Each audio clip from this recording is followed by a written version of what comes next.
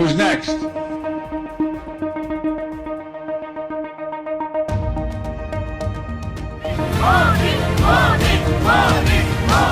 अमेरिकी राष्ट्रपति Joe Biden शनिवार को डेलावेयर में क्वाड समिट के बाद एक कार्यक्रम में पीएम नरेंद्र मोदी का नाम भूल गए। इस दौरान स्टेज पर पीएम मोदी, ऑस्ट्रेलियाई पीएम एंथनी अल्बनीज और जापानी पीएम फूमियो कशिदा भी मौजूद थे। सर्वाइकल कैंसर से जुड़े कार्यक्रम को संबोधित करने के बाद बाइडेन पीएम मोदी को स्टेज पर आमंत्रित करने के लिए उनका नाम पुकारने वाले थे, लेकिन इस मौके पर वो उनका नाम ही भूल गए।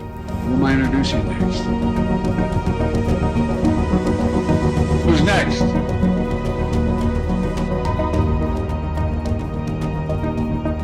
वो करीब 5 सेकंड तक मोदी का नाम याद करने की कोशिश करते रहे। याद न आने पर बाइडेन ने खुद ही वहां पर खड़े अफसर से चिल्लाकर पूछा कि आगे किसे बुलाया जाना है। इसके बाद वहां पर मौजूद एक अफसर पीएम मोदी की तरफ इशारा करते हैं। इस पर मोदी कुर्सी से उठ जाते हैं। इसके बाद एक स्टाफ उन्हें मंच पर बुलाता है। फिर मोदी बाइडेन के पास जाकर के उनसे हाथ मिलाते हैं। इस दौरान दोनों ही नेता मुस्कुराते हुए नजर आए। हालांकि ये पहली बार नहीं है जब अमेरिकी राष्ट्रपति बाइडेन किसी का नाम भूल गए। जुलाई में हुई नाटो की मीटिंग में उन्होंने यूक्रेन के राष्ट्रपति वोलोदिमीर जेलेंस्की को पुतिन कह दिया था। कुछ ही देर के बाद उन्होंने उपराष्ट्रपति कमला हैरिस को डोनाल्ड ट्रंप कहा था। पैराग्लाइडिंग देखने गए थे अमेरिकी राष्ट्रपति, लेकिन मुंह मोड़ करके खड़े थे। इससे पहले जून में हुई G7 की बैठक में बाइडेन कई वर्ल्ड लीडर्स के बीच भटकते नजर आए थे। Biden, Rishi Sunak, Trudeau, Emmanuel Macron और German chancellor Olaf Scholz Giorgia Meloni के साथ पैराग्लाइडिंग देख रहे थे।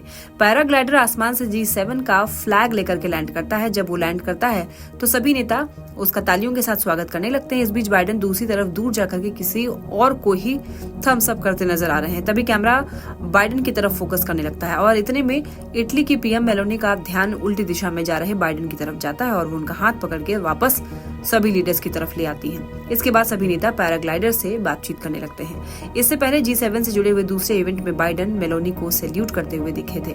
सैल्यूट करने को लेकर सोशल मीडिया पर उन्हें खूब ट्रोल किया गया था। इसी साल फरवरी में बाइडेन ने याददाश्त के आरोपों का खंडन करने के लिए प्रेस कॉन्फ्रेंस की थी। इसी दौरान वो हमास का भी नाम भूल गए थे। कुछ देर के बाद उन्होंने अनजाने में मिस्र के राष्ट्रपति अब्दुल फतह अल सीसी को मैक्सिको का राष्ट्रपति बता दिया था।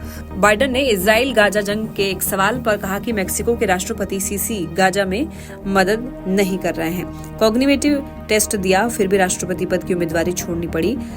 बाइडेन की बढ़ती हुई उम्र और कम होती हुई याददाश्त को लेकर के उनकी उम्मीदवारी पर कई सवाल खड़े हुए। इसके बाद उन्होंने 3 कॉग्निटिव टेस्ट भी दिए। इन सभी को वो पास कर गए थे, लेकिन वो अपनी ही पार्टी का भरोसा नहीं जीत पा रहे थे। इसके बाद उन्होंने जुलाई में खुद ही राष्ट्रपति पद की दौड़ से बाहर होने का ऐलान कर दिया था।